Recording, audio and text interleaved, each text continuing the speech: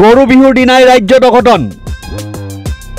গড়ৰ আক্ৰমণত গুৰুতৰভাৱে আহত এজন লোক দেৰগাঁৱৰ ব্ৰহ্মপুত্ৰ অঞ্চলত গড়ৰ মুক্ত বিচৰণ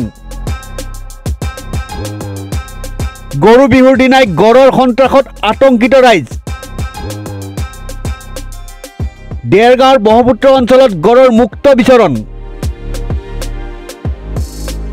গড়ৰ আক্ৰমণত গুৰুতৰভাৱে আহত হাঁহ চৰাৰ এজন লোক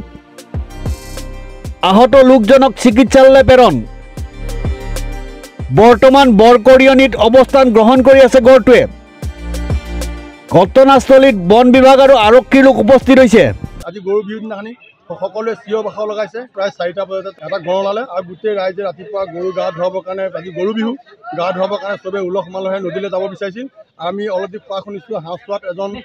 গৰু গা ধুৱাই থাকোঁতে এজন মানুহক মাৰিছে আৰু এতিয়া আমাৰ এই গড়টো আহি পেলাই এতিয়া আমাৰ বৰকৰণী 6 নং ৱাৰ্ডত এটা নিৰ্দিষ্ট জেগাত ৰখি আছেহি আৰু আমি লগে লগে ফৰেষ্টক ফোন কৰিলোঁ তেখেতসকল প্ৰায় 10-15-20 মিনিটৰ পাছতে আমাৰ ফৰেষ্টটো আহি পালেহি।